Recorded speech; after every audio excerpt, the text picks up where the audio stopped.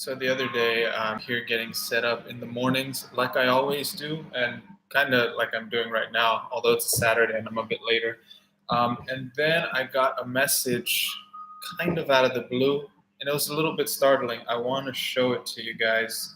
I'm not sure if it will appear on the screen very well, but it says, "Is this from my mom?" Oh, I hope it's not all reversed and stuff. But anyways, it says, "Saul, call or text ASAP, as soon as possible, please." And I got that. And I was a little bit worried because, me and my mom were not like on a daily. We don't have a high frequency of communication. So if someone sends you a message, especially if it's your relative and your mom, and it just says, "Call me back as soon as possible," then something bad has happened. And I'm like, oh my goodness. The first thing I was thinking was someone got hurt.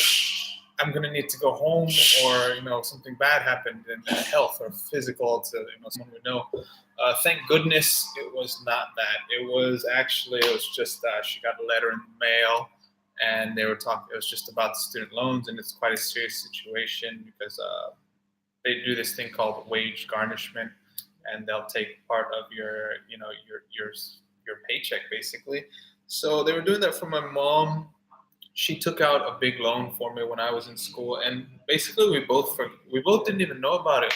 I exaggerate not, I kid you not. Like, she didn't know about it, or she had forgotten about it. But they didn't send her like any emails, and they didn't send her any letters. The first letter she got was, "Hey, we're taking money from your paycheck," and stuff like that. Now, I'm not playing the blame game. I do realize it should have been on her and on me to realize we had this outstanding loan. But still, if someone owes you money, you would think it proper to at least send some sort of decent warning, notification, reminder, something. Especially if it's like for many, several thousands of US dollars. But hey, that's just my crazy opinion.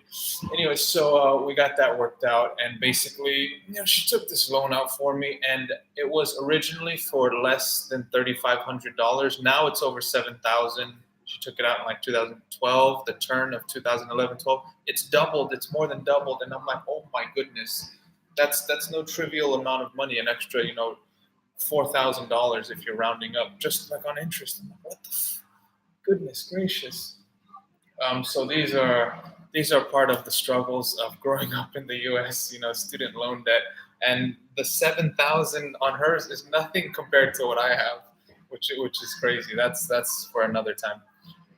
But yeah, my plan is, of course, like a good son and like any decent person, I'm going to pay that off completely for her, regardless of however much interest has increased the actual amount.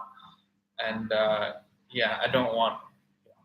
I just feel bad when things like that happen, and I don't want people doing something nice for me, and then me not fully returning the favor. I don't want her to regret helping me out when I was in school with that loan.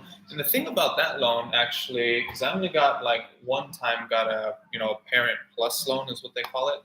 It's because I needed extra money, because during that year, that's when I was in preparations to go to China, and I needed to take some extra classes, two extra classes, one of which whoa. I just flipped you guys off. But what I meant to say was one of which was that I failed. I got like a D. I don't think that's failing technically, but in my book it's failing. I don't. D is no good.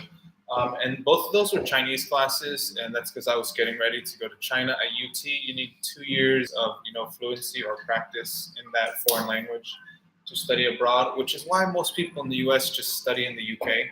It's just easier. But I wanted to go somewhere crazy, weird, fun, different, and at that time they had previously won the Olympics and stuff, so it seemed like an interesting place. Not to mention, I'm half Chinese, but honestly, that didn't have too much of a bearing on it. Although other people like to suspect that it did, but it's like, stop overthinking it. And without those loans, I wouldn't have been able to take those classes, and I wouldn't have been able to go abroad, and I wouldn't be in any of this stuff. Like, there's a major butterfly effect. There's no way I can see me still being here right now in Bangkok, just enjoying life without that loan to go study abroad and do all that other stuff. So, I mean, if I think about it, definitely worth it, but no one wants to pay extra money. So I'm going to leave it at that. Loans, like I said, just part of being millennial, as they call me in the US. But we'll figure it out. Hey guys, let's talk soon. Hope everyone out there is doing good and not having money problems like me. But let's talk soon, guys. Take care.